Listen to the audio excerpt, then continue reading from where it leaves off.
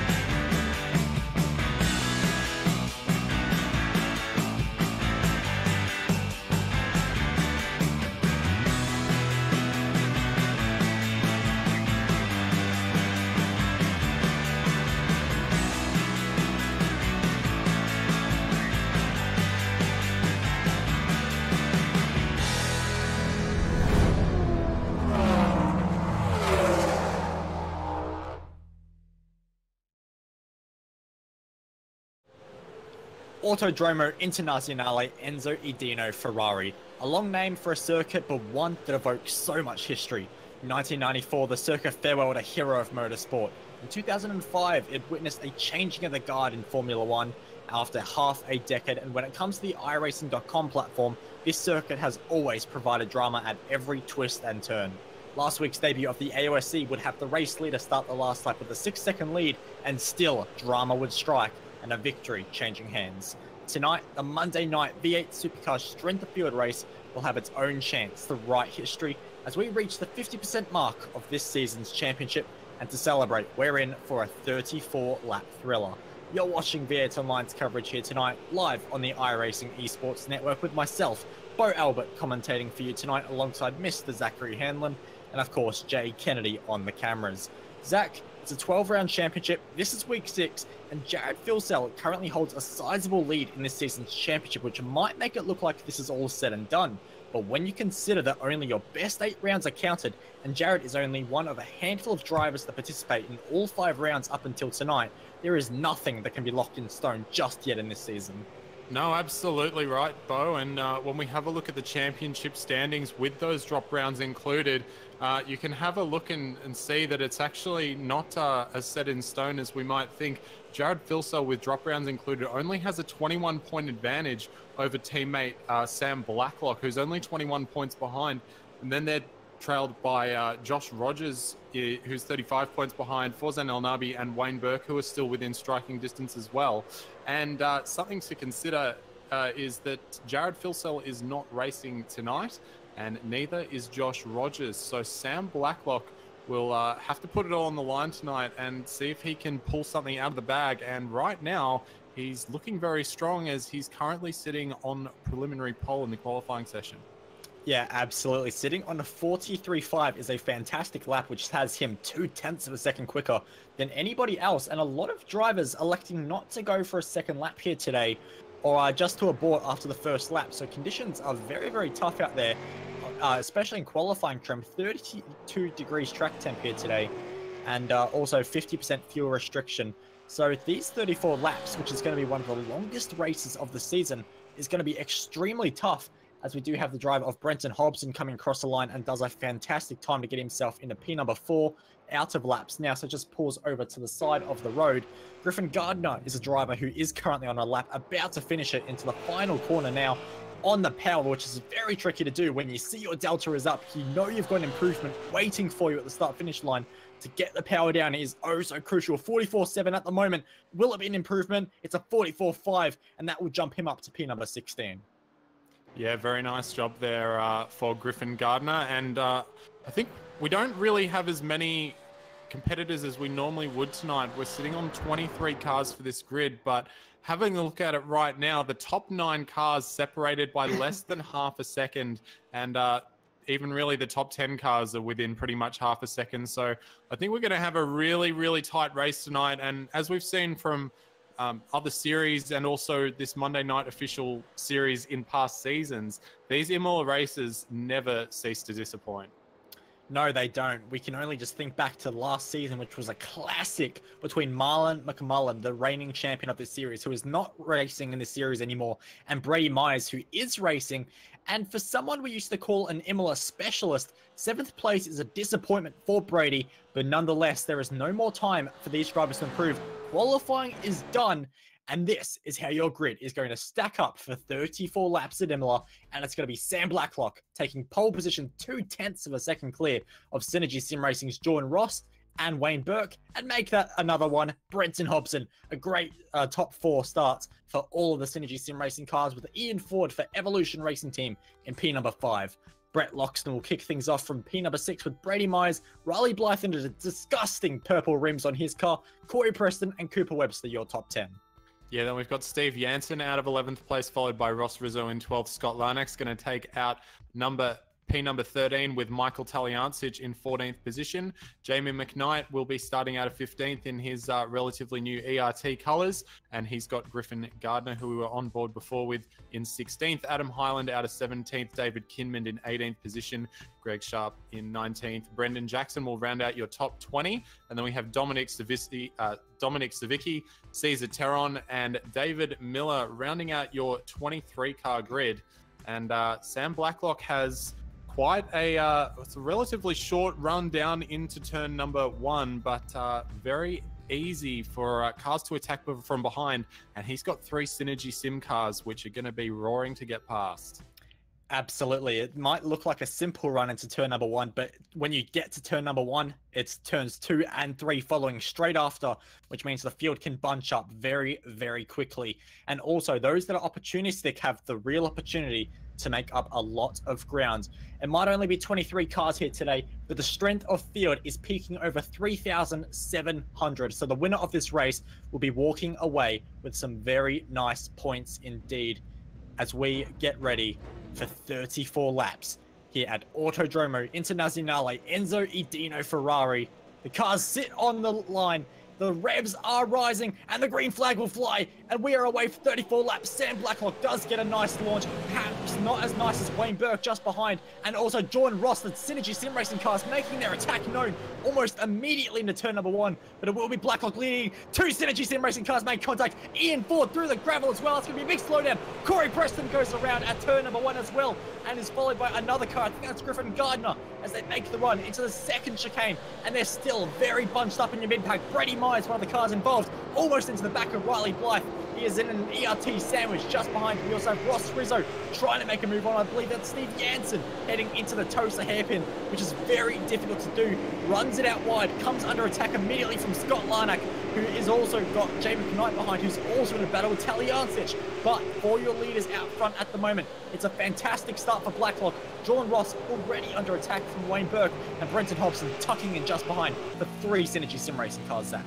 Yeah, it was a little bit messy down into turn 1 there. Ian Ford came in a little too hot, got caught up with Brady, and then as Brady was trying to recover, he tangled up with Corey Preston, and Brett Loxton was having a bit of a slide in through there as well, and 2 of the Synergy Sim Racing cars coming together, and Jordan Ross now coming under a little bit of pressure from his teammate Wayne Burke. Wayne looking to get past very early. As we can see, Sam Blacklock has already gotten a ripper start. He's got a monumental lead already, and Wayne is not going to want to give any more of that up for sure. No, he won't at all, but he is going to have to find a way past his teammate, because the longer he waits behind Jordan Ross, of course, we don't know exactly what their race pace is at this point in time. But if Wayne Burke does look as quick as he is right now, he needs to get past Jordan quick. He needs to get on their Discord and say, look, Hobo, you're in this battle as well. You can see I'm quicker than Jordan right now. Blacklock is running up the road. You have to let us through now, or else we're going to lose this race. And that is the case at the moment. Across the start-finish line, 1.9 seconds for Sam Blacklock. He is up the road and away he has gone. A fantastic start. And look at this fight just behind all the Synergy Sim Racing cars, which includes Riley Blythe and Brady Myers, who was very sideways and runs a little bit too deep into the second of these tough chicanes. And Ian Ford with a slowdown at the first chicane. Zach, the Evolution Racing Team driver having an absolute nightmare of a start. Yeah, that's a shocker. He's now second last after starting out of, I believe, position number 5. So, yeah, absolutely shocking for 40, but he's going to have to press on. Doesn't mind playing a bit of an alternate strategy and playing a bit of fuel. So maybe he'll use this fight back through traffic to do some fuel saving, maybe run a little longer on this stint and try and pull something off at the end. But absolutely, he's going to have to work with that for the rest of this race, unfortunately for him. But there are a few little battle packs forming up.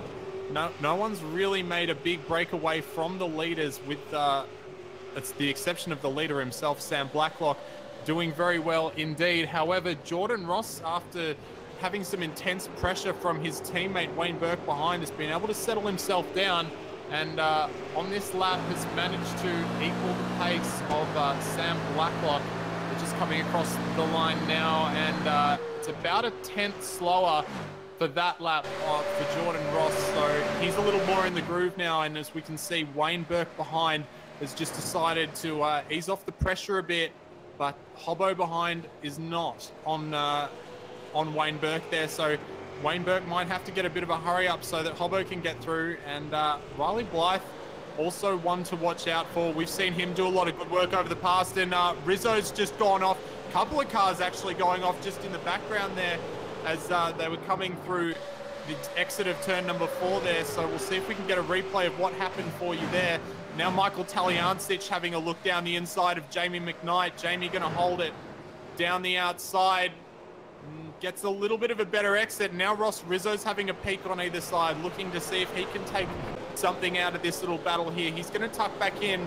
Talyancic is going to slide his way through turn number 9 there, and he's going to retain that position. But Jamie McKnight now having to put on a defensive for Ross Rizzo, and David Kinman just tucked in behind there as well.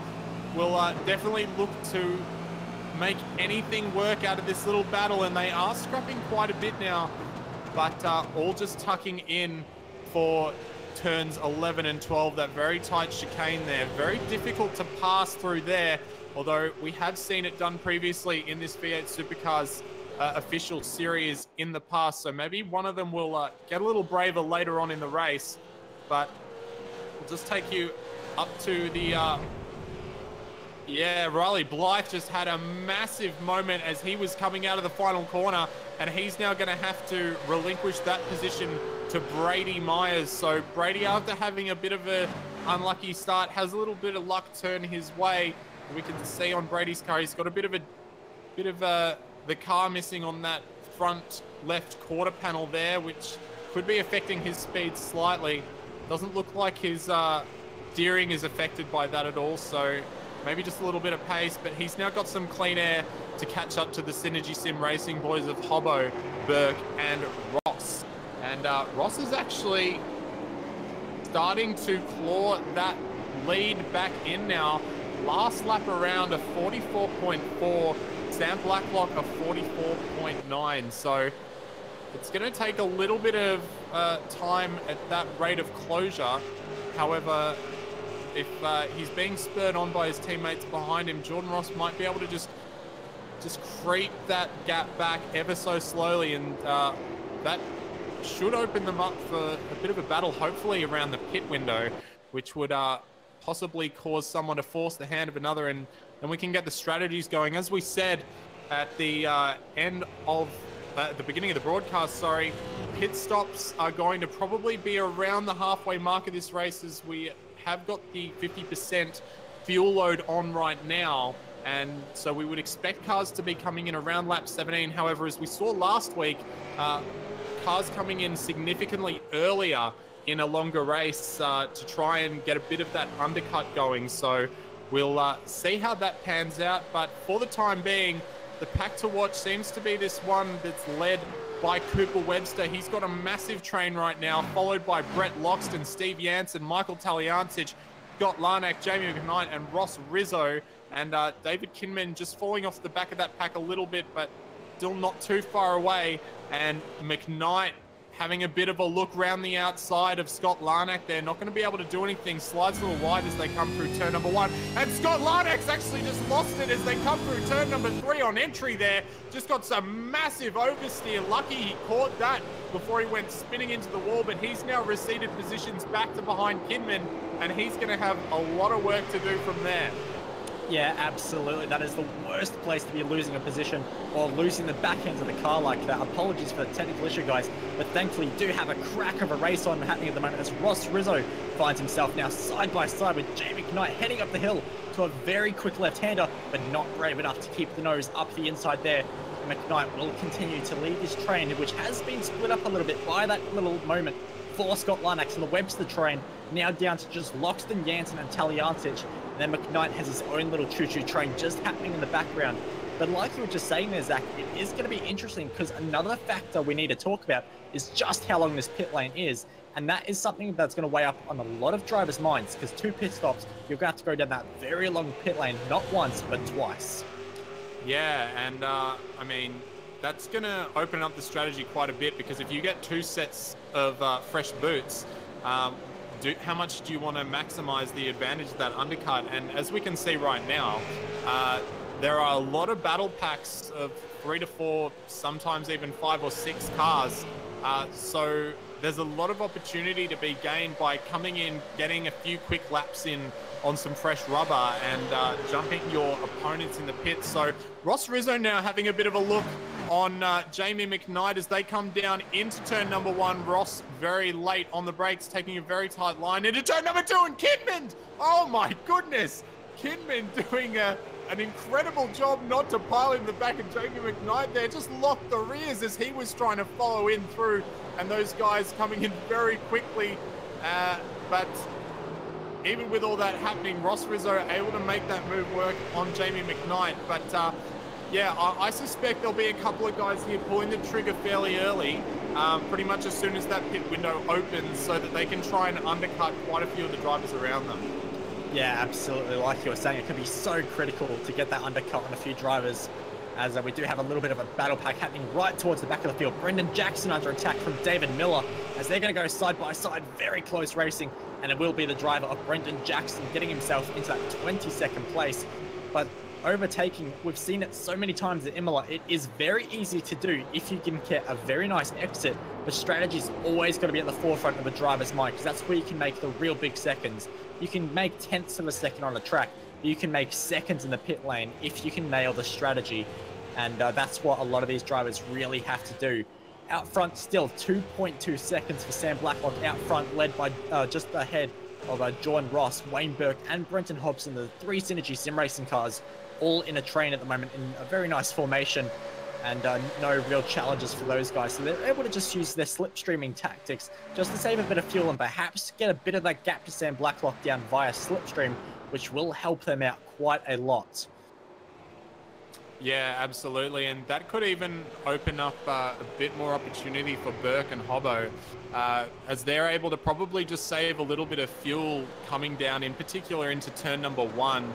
It's a spot on the track where you can lift and coast pretty heavily, and you might be able to save maybe 100 or 200 mil per lap there. And even though that is only a couple of 100 mil, it does all add up once you've been running around for 15 or 20 laps. So they might be able to run an extra lap on fuel or take a few seconds less.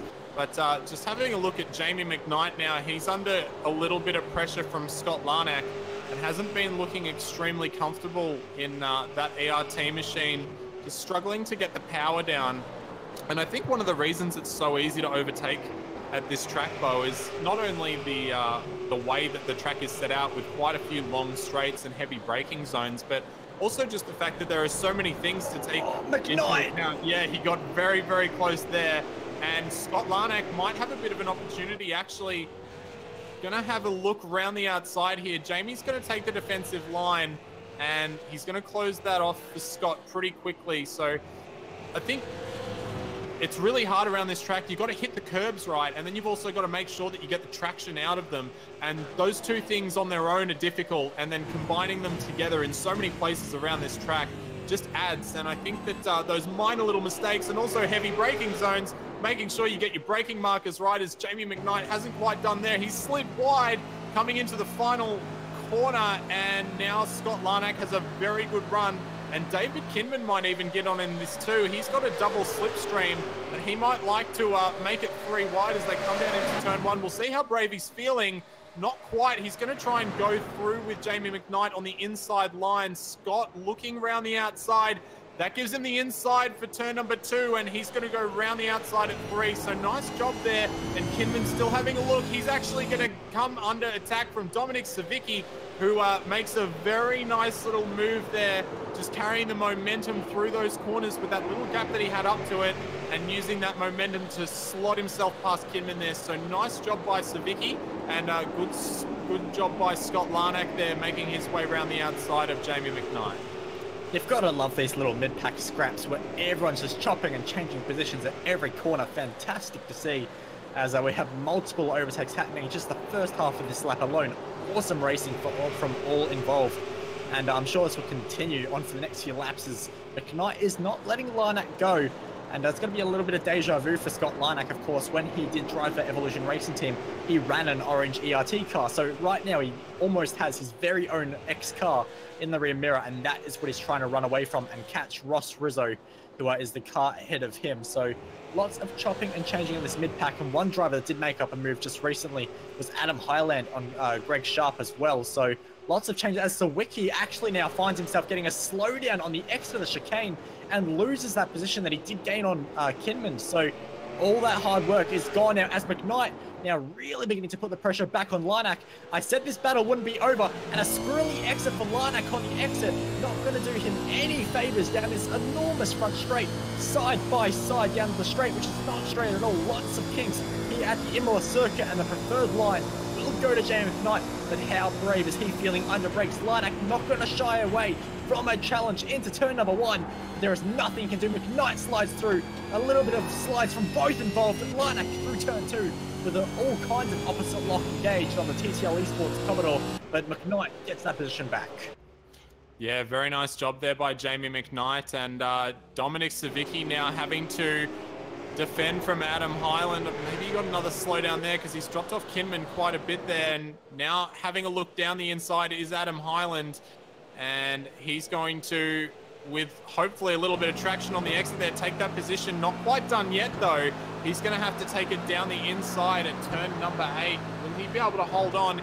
He has the preferred line, taking a very, very shallow entry there, and they're going to run by side all the way through this corner. Now for the double right-hander, very tricky in a V8 Supercar this section, and Savicki knowing that, just backing out a little bit, and he's going to give the outside line to Highland there. So Highland going to have to defend. He's got this little train behind him, and Savicki was showing some good pace just before, so he'll be wanting to get back through. But Highland's also been clawing his way back, and I've just noticed as well that the cars of Ian Ford, we've actually had a few cars pit. Yes, we've had Michael Taliancic, Brett Loxton, Griffin Gardner, and Ian Bird all pit, and now we have Wayne Burke in the pit lane as well. Yep, so pit stops are really beginning to take shape as Steve Jansen joins Wayne Burke in the pit lane. So drivers beginning to think strategy here, and that is something they have to do. And like you were saying earlier, the undercut can be so huge here, and Wayne Burke really going to benefit from that. Of course, he was the second in the Synergy Sim Racing train, so he's been able to fuel save a bit. So expect this to be a lightning quick stop for Wayne Burke. Most of the times we've seen around the 15 to 16 second mark. We'll see where Wayne Burke stops the clock, and it's going to be a 16-second mark. Of course, he did go that lap longer as well, but he should come out comfortably ahead of the likes of Ian Ford. So we'll wait and see how this all plays out, because now the pressure is going to go to guys like Sam Blacklock, our race leader. He has to potentially respond to that. Jordan Ross, who is going to be under direct pressure from that pit stop from Wayne Burke, because he is the first car that was ahead of Burke. Yeah, and I'm actually just having a look at Brenton Hobson. Brenton Hobson's just gotten a massive move on since Wayne Burke came into the pits. He's now right on the back of Jordan Ross, and if Jordan doesn't get a bit of a hurry up, he could possibly lose a position to Hobbo here, and if Hobbo comes into the pits now, he might be able to get the jump on Burke if Burke hasn't had a fantastic outlap. So these guys coming down into the pit entry area now, so we'll see what they do. I suspect that they probably will be pitting. And Blacklock, our race leader, has come in, and both of these guys have come in as well. So Wayne Burke is the little bit of a bump there as they came into the pits for the teammates. Jordan Ross just getting a bit of a hello there from Hobbo, and Hobbo definitely doing a good job this race so far, up from his most preferred position of 6th place. So just having a look where Wayne Burke is now, and he is coming up through down to turn number 14 and 15, which is the final 2 corners on this track. So about a 10-second or about a 15-second stop for those cars, and he's coming around the final corner now. Nice on the power. So will Wayne Burke be able to do anything with the undercut here? Sam Blacklock is off the jacks and has left the pit lane, and the others behind him, but Wayne Burke is coming charging through, and he's got it done easily.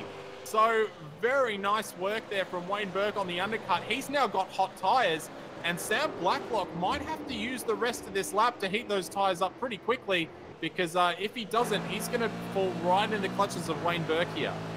How does 2.7 seconds gained in the pit stop alone sound for Wayne Burke? A huge gain for him there. And Blacklock a little bit under pressure, did not get a nice line through that second chicane. Of course, coming out of the pits, needs to get into his rhythm once again. He did that entire first stint without seeing a single car, clear road. All of a sudden, he has a car just not too far away in his rearview mirror. And that's a lot of pressure. Brenton Hobson also did jump Jordan Ross, and those two are going to continue on, as Talyancic has actually gained a fantastic amount of positions through this as well. He finds himself currently +4 from where he first came into the pits, and he was the first one to dive into the pits. So big gain there for Michael Talyancic, and he is well and truly in the Synergy Sim Racing fight now. Yeah, well, he's been out on those tires for 4 laps now, so I suspect that towards the end of this stint, he might have to relinquish a few of those positions, but he's jumped himself up above Brady Myers and Riley Blythe. Normally, Michael Talyancic is one to extend the fuel run rather than cut it short, so looking good on his end this time for Michael Talyancic, but his lap times are already in the mid-45s, and our leaders would probably be expecting to do mid-44s or low 44s. In fact, probably the guys are just, oh no, they'll have to do one more lap before we get a proper lap on the board. But, oh no, Wayne Burke's done a 44.1.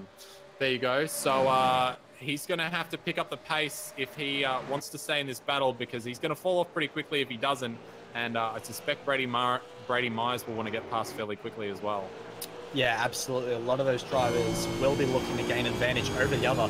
One driver I do want to point out, though, is Mr. Fuel Save when it comes to GT3, is doing it once again in a V8 Supercar. And Ross Rizzo, one of just 2 cars to be not taking their first pit stop yet, I'd have to assume he would be in at the end of this lap.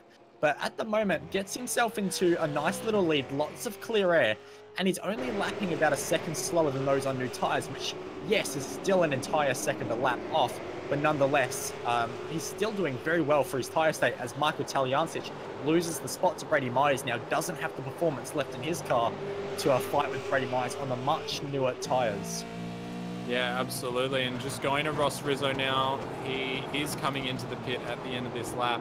So we'll see where he works out in the end of all this. But Loxton and Blythe now having a little bit of a battle.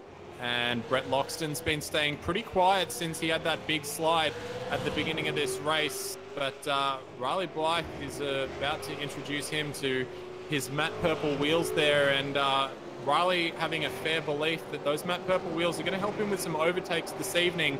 So we'll have to see how that holds true. Right now, though, he is looking very aggressive on the back of Loxton, using as much of the road as he can. Maybe a little too much there. He's getting a bit of a slide as he hit the exit curb on turn at number 15 there. Not quite close enough probably to pull anything off this lap, unless he's feeling very much in trance with Daniel Ricciardo, but not this time. Gonna have to go around for a few more corners before he's able to make a move on that. But Riley Blythe always been putting on a fairly good result, albeit he's had a few incidents in a couple of the last rounds which have hindered his performance, but always one to get very aggressive and not afraid to overtake at any circuit. No, absolutely. He's a real racer, loves to go door to door with other drivers, loves to make positions work when he can, and doing a very nice job making his way through the field at the moment. Next target, of course, is Brett Loxton, and he almost had a chance in that last lap, just sliding up the rear tires out of the final corner. So critical, just setting up an overtake around here, because even if you can't get it done into turn number 1, you're able to get yourself close enough, get a nice different line through that first chicane and set yourself up into the second chicane. There's so many different ways to make a move happen around Imola, and Riley Blythe really going to have to experiment with the drivers of Loxton, and now slowly beginning to struggle Michael Taliancic just in front. Heading into the chicane though, not a place you want to be overtaking. And but if you do get a nice exit out of this corner, you can get an overtake set up, but it doesn't look like he's going to be quite close enough, but the slipstream can be quite powerful at the best of times. But I think for Blythe, unless he's feeling very opportunistic, he'll wait for this front straight here, Zach. Yeah, well, the other thing to consider is as well as Michael Taliancic is pretty much within the clutches of Brett Loxton now as well, and Loxton's also going to be getting advantage from that aerodynamic effect, which is going to prove harder for Riley Blythe to catch up to him. So now Loxton has a good run on Taliancic. He might try and fire it down the inside at turn number 1 here. I suspect he'll try and do something, and Riley Blythe might try and follow through. Brett Loxton getting 2 wheels on the grass as they come into turn number 1. Blythe getting very squirrely under brakes, just taking a little too deep there, and Michael Taliancic able to hold on. And yeah, as we can see there, Riley Blythe now lost probably about half a second just out of that one little mistake. Yeah, so costly, not a piece of real estate that you want to be having that kind of moment. We saw with Scott Larnack earlier in the race, and that is just the worst possible place to have that kind of moment. But nonetheless, the car isn't damaged, his car's still in one piece, he can continue to fight on for another day, and his pace well and truly suggests that he can get moves done, just like Ross Rizzo can. Gets up the inside of the Tosa hairpin of Griffin Gardner, and Rizzo, the driver with the newest tyres bar one car on circuit at the moment. So Rizzo really going to be flying through this field because he is a master of fuel saving, and we know how good he can overtake as well. So look for Rizzo to play himself into a nice little position in this later stage of the race, because for this final 2 stints of the race here, Zach, he is going to have the newest tyres, and around such a high load circuit where traction is so critical, that is a very nice advantage to have.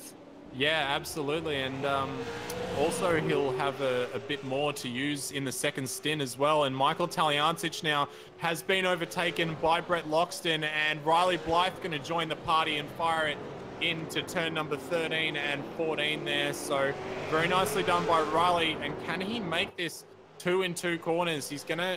Oh, if he hadn't have just lit it up there, he probably would have.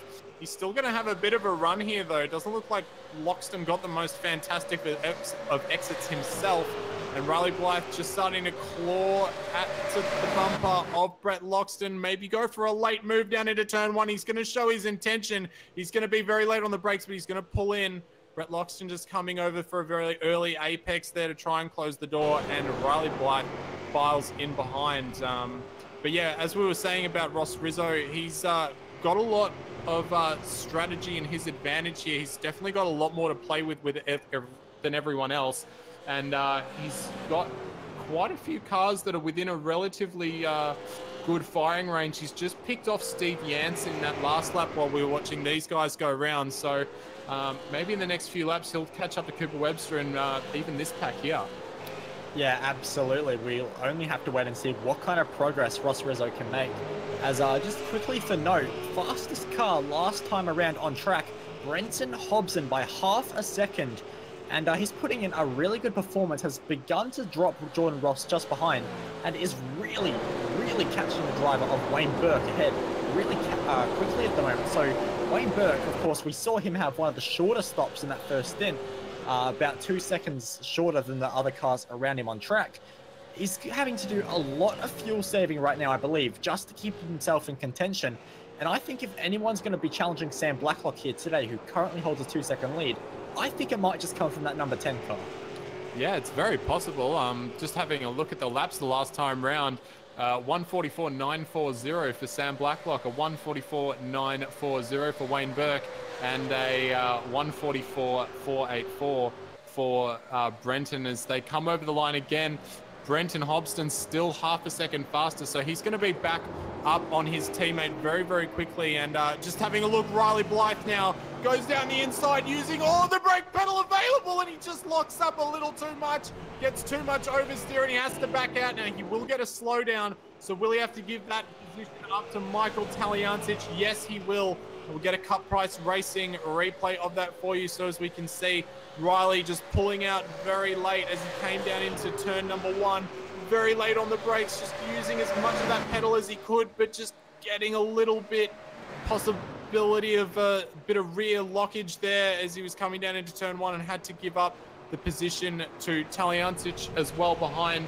And something else I've just noticed that's kind of off topic, Corey Preston, after having that very early incident, he also had a very long pit lane stop. So oh, he missed his pit box, we're hearing. So Corey Preston is having a lot more work to do. He essentially moved himself from up around 14th back down into 22nd. Taliancic and Loxton into the chicane. Not a place you want to go side by side, but they're going to do it anyway. Taliancic launches it across the curb. Loxton, even worse, is going to lose that spot to Riley Blythe.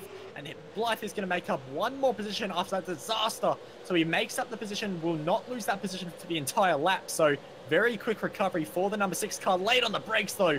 So late. Thought he might have gone into the back of Taliancic for just a second there. But Blythe back on a charge. Gets a much nicer run than he has done in the last few laps. And this should be a slightly easier move on Taliancic than it was on Loxton, just based on Taliancic's tyre wear. Not going to have a shot into turn 1 unless he's just as brave as he was last time around, which is very possible when it comes to the driver of Riley Blythe. And he does, in fact, go for the dive. Very late on the brakes. He will pull out of it. No, he won't. Launches across the inside curb and sideways on the exit. In fact, for both drivers, Taliancic and Blythe, Loxton has a good run. He gets sideways out of turn number 3. This battle pack is all kinds of feisty right now. All scrapping extremely hard. And Blythe just having to close up a little bit more on Taliancic, who does not get a good run through the second chicane. Opportunity into the Tosa hairpin, but Taliancic late on the brakes, too late, locks up the rears, runs a little bit wide. Blythe just needs to get the power down as smoothly as he can, does a nice job, and it's all uphill from here, figuratively, but will it be quite literally? No, not quite, does not get the move done on Michael Taliancic, who misses another apex. The front tyres on Taliancic's car not working, and how brave is Riley Blythe feeling into Aqua Minerale, the very fast right-hander, tightens into a hard braking zone. So easy to lock the inside front, unloaded tyre. Now uphill, easy to light up the rear tyres, a very complex section of circuit. Now this also has Cooper Webster involved, and all this fighting is just bringing Ross Rizzo into this fight little bit by little bit, as Taliancic does not get a good run once again, and he is going to be feeling extremely vulnerable. It's a slowdown, is it? So there is a very big disaster for the driver of Taliancic. Goes all the way back behind Cooper Webster. So Blythe gets himself into clean air. We'll get a good idea of what his realistic pace is at this point in time. And now can Brett Loxton go with him? How is Cooper Webster going to go? Can Taliancic hold on to his tyres? And will Ross Rizzo be able to side his way through? Yeah, I mean, those are all great questions, and I'm sure we're going to have fantastic answers for all of them. And you can see, I mean, you just saw the attitude of Taliancic's car all through that last lap. Riley Blythe using one of his favorite trap cards, Relentless Pressure, to cause Michael Taliancic to have to fold there, and doing a fantastic job of doing so. But yeah, there are a few questions to be asked for this battle. Cooper Webster now right on the back of Loxton as well. And Ross Rizzo, I mean, we thought, you know, we went, is he going to catch him? Possibly. Well, he's caught up to the back of these guys very quickly with all that scrapping that's gone on. And his tyres are 6 laps younger than that of Michael Taliancic, just ahead of him. And Michael also going to have to be worrying about fuel a little more strictly than these guys are. So he's only going to be able to run so far into this stint before he absolutely has to pit. I imagine most of these guys will have a lap or two of variance, or possibly even 3, in what they're able to do, and when they can decide to pull the trigger. But yeah, I think that Ross Rizzo is looking in a very strong position here, and he's just starting to claw his way up on the back of Michael Taliancic now as well. Yeah, and we'll wait and see how long Taliancic can hold on to it, as he gets very low on the brakes through the chicane once again, really struggling to make his way through, and loses a little bit of time. Not going to be vulnerable to any position changes, but still not what he needs to be. In fact, that might have been a bit of a slowdown as well as he loses quite a lot of time to the driver in front. So Taljantic really struggling, and it's only going to get harder from here because there is still 16 laps left in this race. So he still has to take 2 sets of tires quite a long way through this race. In fact, that was not a good exit for him. And even though Ross Rizzo is still about a car length behind, the slipstream and pace difference between these two, this very well could be done into turn number 1, as Loxton also having a bit of a look on Riley Blythe as they head into turn number 1. Late on the brake for both of those drivers. None of them make it work just about. Webster goes in a bit wide, trying to get a nice setup on the driver of Loxton through this next section, but doesn't look like he's going to be able to do it. So we'll turn our attention back to Taljantic, who we've seen struggle quite a lot in the chicanes, especially the second chicane in particular. Not too good on the exit. So we'll see what Rizzo can do on the exit. Not quite enough to get a send up into the head hairpin. But one driver that is doing a send is Cooper Webster into the door of Brett Loxton, moves him aside. Thank you, sir. I'll go through, but not without a bit of a dent in the door. An aggressive move, but nonetheless, he did go for the opportunity, and sometimes in V8 Supercar or touring racing, Zach, that's what you have to do. Yeah, I think in V8 Supercars especially, there's nothing wrong with a little bit of door rubbing, and Brenton Hobson has made his way past Wayne Burke for position number 2 on this lap, and those Synergy Sim racing cars are all back up together, but in the almost the complete opposite order in which they started this race. Jordan Ross now at the back of that train, Wayne Burke still the middle of the sandwich, and Brenton Hobson now leading that little train of Synergy Sim racing cars. Their main adversary, though, Sam Blacklock, 3 seconds up the road with all that scrapping. So Brenton Hobson has been showing good pace behind his teammate. Time to put that into practice now and really start churning out those laps so that he can start closing in that gap. And Jordan Ross is actually going to go down the inside of Wayne Burke now into turn 1 as well. Yeah, and Taljantic just about put Ross Rizzo into the pit wall. He squeezed him so far to the inside wall, but it doesn't look like he's going to have anything to fight with. He has the preferred line, but Rizzo on the outside should have so much more superior grip and does get the move just about done. Not quite clear yet. And Taljantic is hanging on for dear life. He has everything against him in terms of outright pace at the moment and tire wear, and eventually has to move aside and say, Ross Rizzo, I've got nothing to fight with. You go on, sir. As the battle pack just in front of those two continues to scrap on, and Loxton will probably want a bit of redemption on the drive of Cooper Webster. After that moment, Webster, of course, trying to follow through his driver, fellow teammate of Riley Blythe. But if they continue to scrap, that's going to bring Ross Rizzo into this fight once more. And he's already proven in this stint that he can make 3-4 passes happen at a time. And that is not something you want to be involved in if you're trying to get clean air. Yeah, absolutely. And he's still got that massive tire advantage for the time being. And I think that the guys up ahead of him, I mean, Riley Blythe and Cooper Webster, they're teammates. They're probably not going to battle it out too much. So the only thing that's really going to slow them down, I imagine, would be if Brett Loxton tries and puts himself in the middle of that ERT sandwich there. But I don't think he quite has the pace right now to be doing that after getting overtaken by both those guys and just starting to fall off a little bit off the back of Cooper Webster there, especially compared to Riley Blythe. So have to have a wait and see. But I think Michael Taljantic will probably be pitting right now, actually. Just as I was saying that, he comes into the pit lane. The pit window is pretty much open until the end of the race now, with 14 laps remaining. I don't know if they might have to do just a tiny bit of fuel saving to make it home, but I expect that we will start seeing majority of the field come into the pits within the next 2 laps, with the exception of Ross Rizzo. Now, this is where Rizzo really has to be careful in where he decides to pit, because if he still has some life left in those tires, it might not be so bad, but he could become susceptible to the undercut of Jansen and McKnight, and Loxton and Webster up ahead of him. So he's going to have to watch out in the next couple of laps here. Yeah, absolutely. Rizzo has a really nice tire advantage at the moment and will be able to continue that for a few more laps.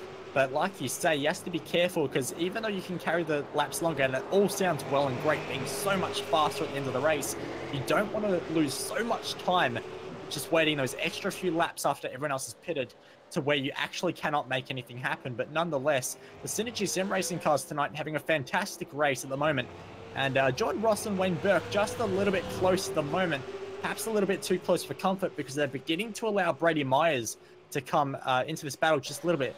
And one thing I quickly want to touch on as well, Zach, I'm not sure if either of us have actually picked up on it yet, but Ian Ford has retired from this race. Yeah, I did notice that. I wasn't quite sure what had happened there.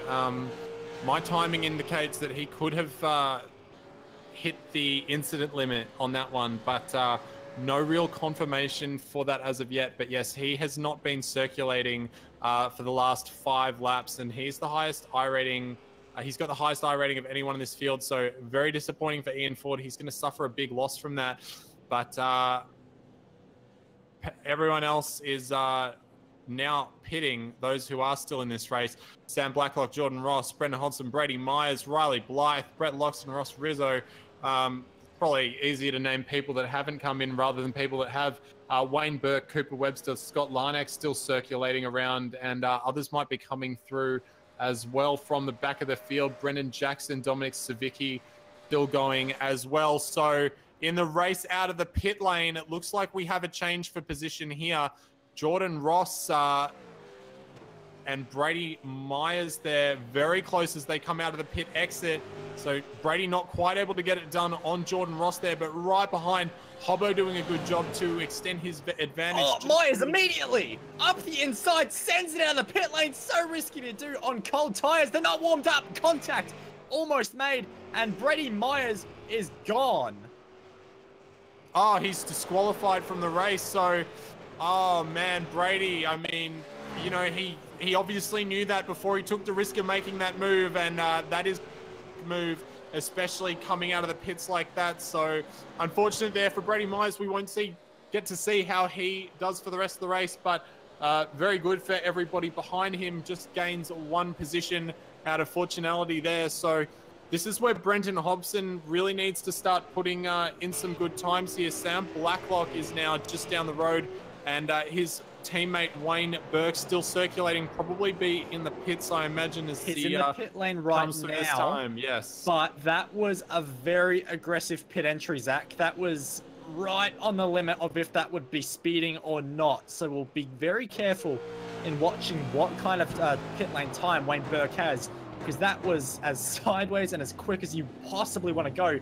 And Blacklock actually stuck in traffic on his outlap, has to go up the inside of the 14 car of Corey Preston, gets the move done. That's just a little bit unsettling and has to use a lot more of his tires than he would perhaps like, especially when someone like Wayne Burke, who is trying to chase him down at the moment.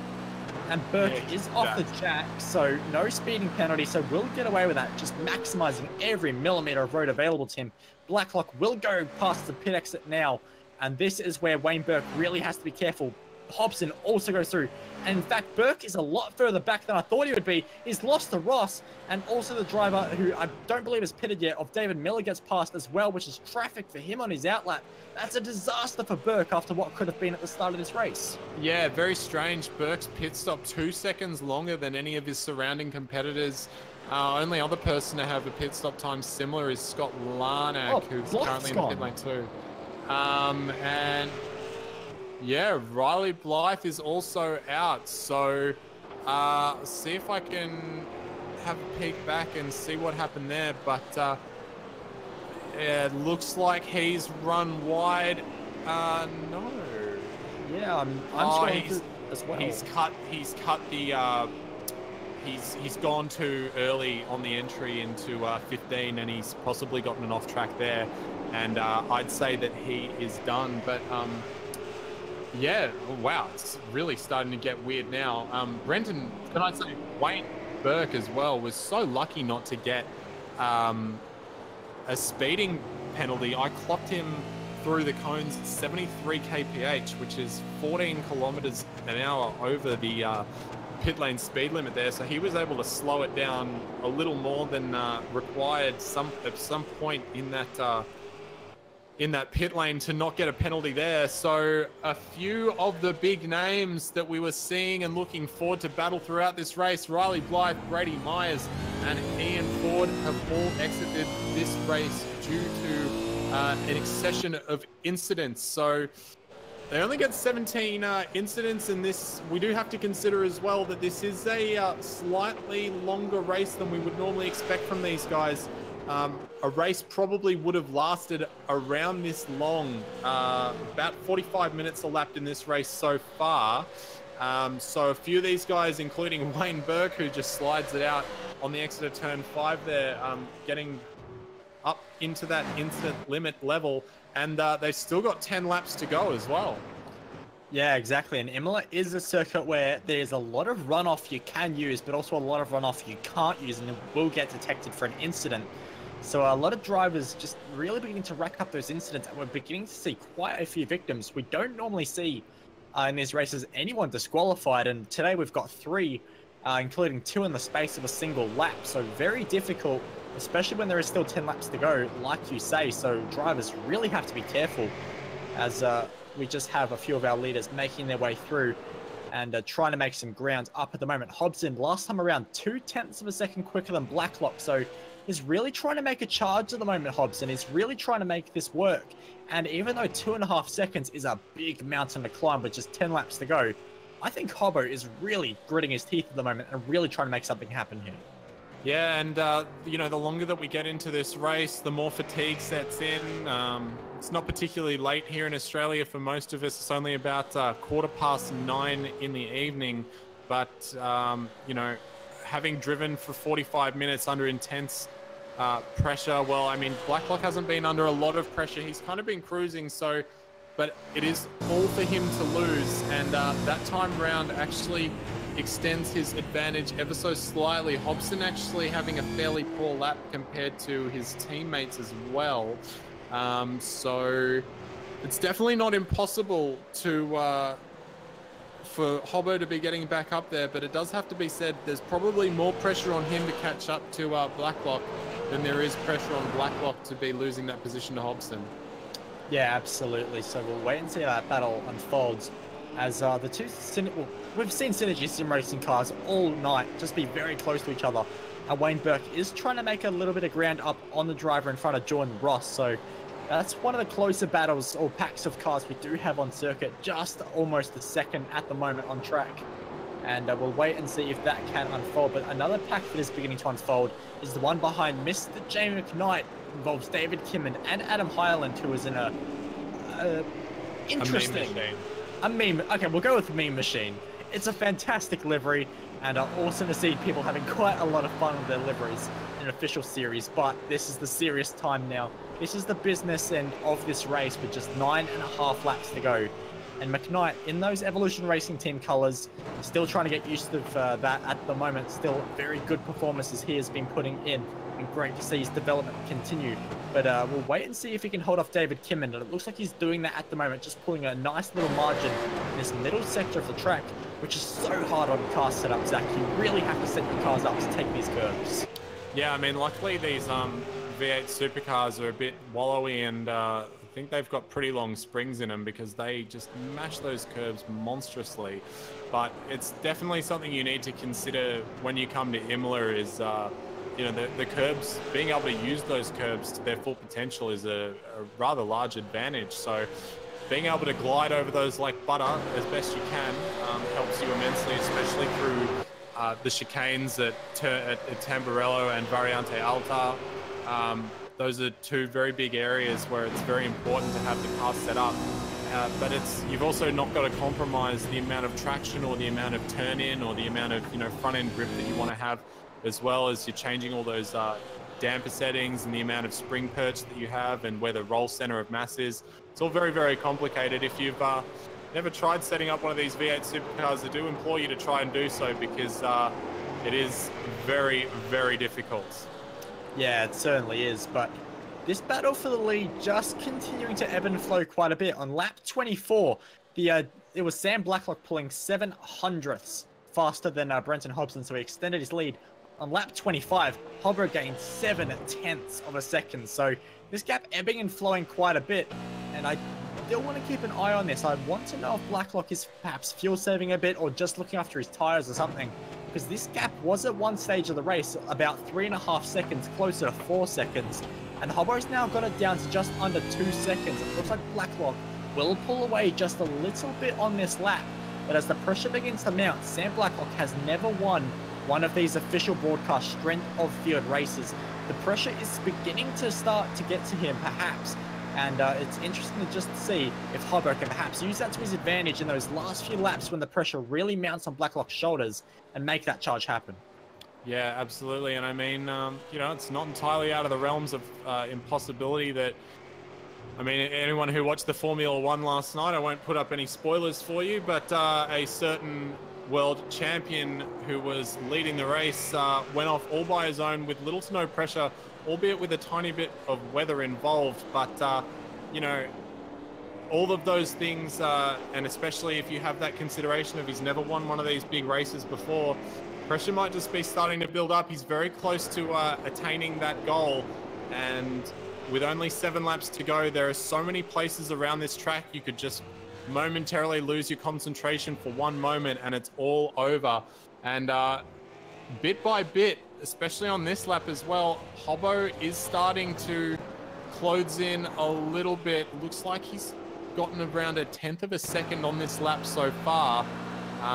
But yeah, I mean, but Brenton's now well within view, and the more that he gets bigger in those mirrors to Sam Blacklock, right now he'll be nothing more than a speck. But the closer he gets and the bigger he becomes in those mirrors, the more of a realization Sam Blacklock will have that he's starting to become in a bit of trouble. And all those little things can just put you off your driving a little bit, and that's when the mistakes can start to set in. Yeah, absolutely. It's always a lot of pressure on your shoulders when you see that driver behind just chipping away, and the gap gets smaller and smaller, as it will do on this lap. It was 2.1. The gap now stands at 1.7. So Blacklock just pulls away a little bit, and then Hobbo takes a big chunk out on the next lap. So Hobbo getting into a nice little rhythm, really beginning to settle in at the moment and get these curbs worked out. And through that first chicane alone, that is 0.2 of a second gain for Brenton Hobson. He is trying to make something work here. Blacklock very well could just be saving his tyres for any kind of attack at the end of the race and will just hold the gap at a second. But that's a risky thing to do, especially if one mistake can send you off into the gravel, get a slowdown, put the car in the wall, and it's all over. We'll wait and see if Blacklock has anything in reserve to respond to this pressure being mounted by the number 6 driver. Well, we call him the number 6. He's really the number 10 today. He's in P number 2, and he's looking for P number 1. So that is a brilliant effort for him. And we also have just quickly noticed that Adam Highland in the meme machine has found his way past David Kinman, who does look to be struggling just a little bit at the moment, locking up in a few places and getting a bit of wheel spin on Exodus as well. So the balance of these cars really struggling in these late stages of the race. Actually, the tires go off, the track's getting hot, and I've just noticed Cooper Webster's made a bit of an error as well, which is critical because Ross Rizzo is right behind. Slow down there for Webster, has to dart from left to right. Rizzo trying to find a way past the Evolution Racing Team machine, cannot do anything through the Variante Ultra chicane, but now Rizzo well and truly under the rear wing. But this is going to be a bit more tough for the driver of Ross Rizzo because he no longer has this dramatic tire advantage. This is the same lap tires that they pitted on, and this is driver on driver. 6 laps to go. Who can get in that top 5? Well, Rizzo actually pitted a lap earlier than Webster, so Webster's got a slight tire advantage right now, but Rizzo has been doing a very good job putting in consistent times all throughout this race and just keeping it cruisy, and now he's going to have an opportunity to attack. He's probably just out of striking distance this time around. He's going to just show a little bit of intention there, try get Cooper Webster to take a non-preferred line and possibly cause him to make a mistake. Not going to be able to do it this time as they come through turn number 4 there and into Variante Villeneuve, which is very tricky, high speed, then slow right-hander into the hairpin. Very easy to make a mistake and not carry as much speed as you want through there.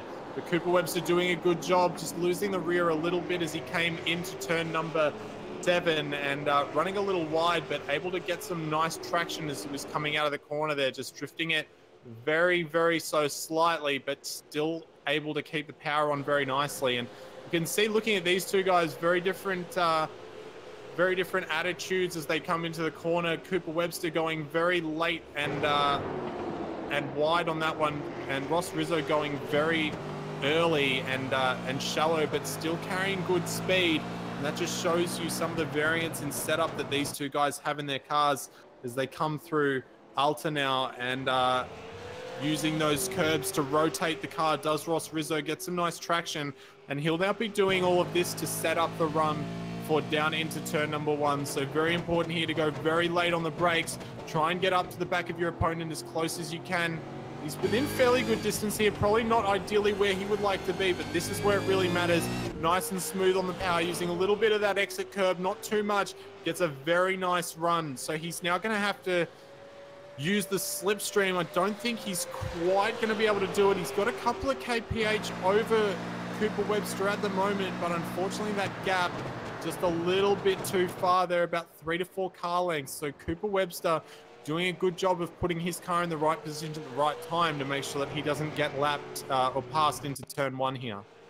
Yeah, absolutely. And that's all he has to do. Just really try and drive this car straight at the moment. Hit your marks, hit your apexes, hit your brake markers. Do everything you can to make sure that Ross Rizzo does not find a way past, because Ross Rizzo is a crafty little bugger. He knows how to make moves stick. He knows how to unsettle an opponent. And he's doing a very good job at that at the moment. You can see there, through the last 2 corners, Webster just getting the rear tires lit up just a little bit, hurting his exit speed and not allowing himself to go anywhere at all. Just quickly before, we did have Scott Lynak make a move on Brendan Jackson, and Jackson did find his way into the gravel trying to make that move stick, but did recover nicely and is still trying to hunt Scott Lynak back down to get redemption on that one. But we'll stay with Webster and Rizzo at the moment, because Rizzo, if he can get a very nice run over these curbs, which is, let's face it, quite difficult to do when you are behind an opponent. You cannot see the curbs that you're aiming for. Doesn't get the X you would be hoping for. Sometimes when you do get a very nice run, you can send it down the inside and make a move into this final 2 corners, but it's not going to happen this time. So what he has to do here is what you said last time, Zach. Really focus on the exit. Not that left-hander, but this left-hander. And he's a lot closer this time around. Just has to not get any wheel spin, which he doesn't. But I think Webster just got a much better bite out of the rear tires. And once again, Rizzo has to spend another lap waiting behind, as the gap from first to second comes down to 1.2 seconds, 4 laps on the clock. Yeah, and that is very close to being within draft there. So once Hobbo gets within 1.1 to 1 seconds, I would imagine, that's when he starts gaining that aerodynamic advantage as they come down the pit straight. So if he can make up 0.2 of a second, or even about 0.2 is what he needs right now to make up that gap, and he's doing everything that he possibly can, doing a little bit of a 4-wheel drift as he came through turn number 8 there, and just trying to use all of the rubber on those Dunlop tires to his advantage, and trying not to overheat them at the same time so that he still has grip for the upcoming corners. But Hobbo's been doing a really fantastic job in this final stint, and it really begs the question, what could he have done as he really clobbers that final chicane there? What could have happened if he had been at the front of this train to begin with? You know, he was stuck behind Jordan Ross and Wayne Burke. Ross Rizzo, big moment under brakes in the chicane. Sorry to cut across him for a moment there, but I did think the driver of Ross Rizzo was going to lose it on the rear brakes into that chicane, and almost piled into the back of Cooper Webster as well. So Rizzo almost had a fantastic shot at getting the move done. Webster a bit deep into that left-hander there, compromises his line just a little bit, but once again, really good bite out of those rear tires for Webster. Holds on. But back to your point, Zach, absolutely. If Brenton Hobson was at the very front of the Synergy Sim Racing train at the start of this race, he would be oh so much closer and would have even more laps to repair and move on Sam Blacklock. Work out where the train starts on the racing car is weak, work out where it's strong, and work with that. If Brenton Hobson continues at his current pace, he'll get there on the final lap. And that is so difficult because you don't know anything about your opponent's driving technique at that point, and you've just got to, as I say, send it.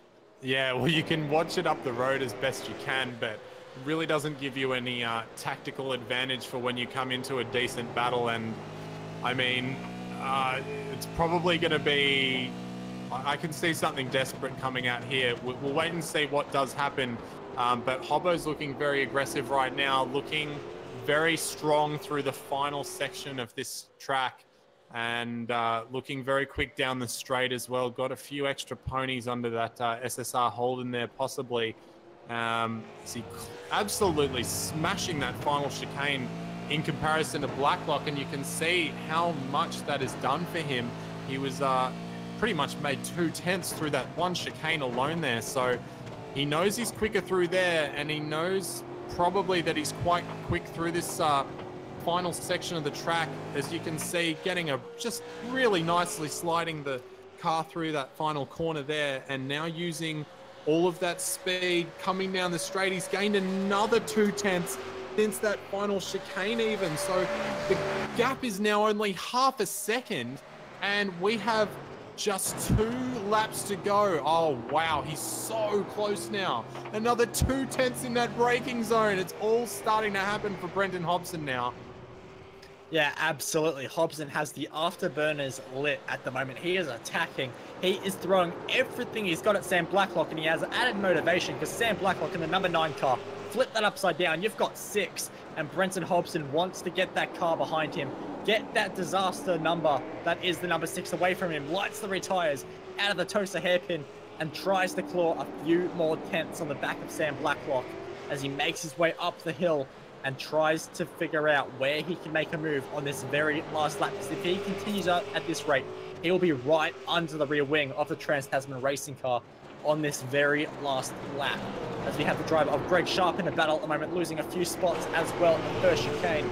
But we'll keep our eyes on this battle for the lead as Blacklock does not get the nice exit he could have hoped for out of that Aqua and Minerale section of track.